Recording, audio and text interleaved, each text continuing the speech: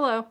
When you want to find different statistics probabilities with the calculator, the first thing you need to do is, if you want to find mean, median, and mode, you go under Stats and see the edit there. You would use edit. But this one, if we hit edit, notice the calculator already has some of a list. So to clear it, you hit second and quit. Go back into to stat and notice number 4 is clear list. When you hit enter, you have to tell it what list to clear, and the list is here. See the L1?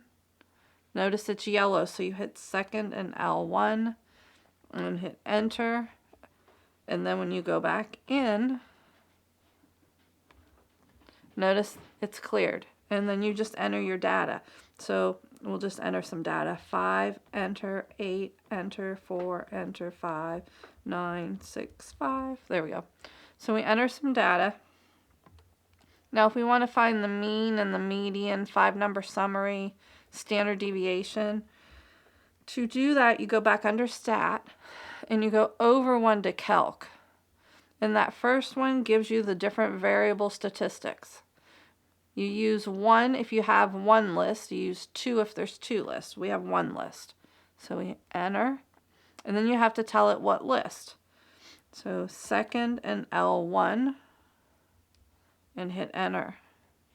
Notice then that our mean was 6. If you add all the data up, you get 42. If you square them and then add them, 272. Then the S with the X, that's a sample standard deviation. And the other one is population standard deviation. And the only difference is what you divide by. And that's why there's 2 different ones. N is your sample size. Now it also then, if you go further down, it gives you your 5-number summary. Your smallest number, your lower quartile, median, upper quartile, and your maximum. So you get all of that from variable stats. Notice if you needed a linear regression line, those are all in here. Now another thing I wanted to cover, at least for chapter 9, is under stats if you need to do a test. It's here. Now it depends if you need to do a Z-test or T-test. It's one of these two. And I set up one already for T-test, so we'll go in the T-test. And if you're only given the stats, then you use stats. If you're given the data and you put it in a list, then you use data. But we're going to use stats, and it said that the population mean was 15, and the sample mean was 6. Standard deviation was 1.825. There were 7 sample.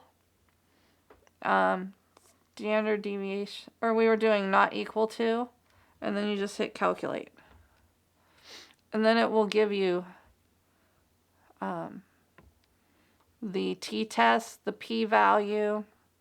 The one thing you want to make sure, notice the p-value. It's to the -5. That means 10 to the -5, scientific notation. So you'd move your decimal to the left 5, which means that p-value is really small.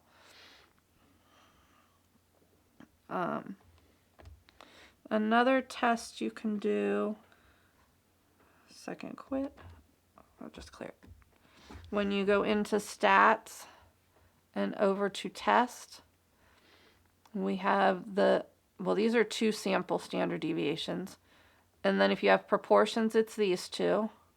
But then we can also do confidence intervals.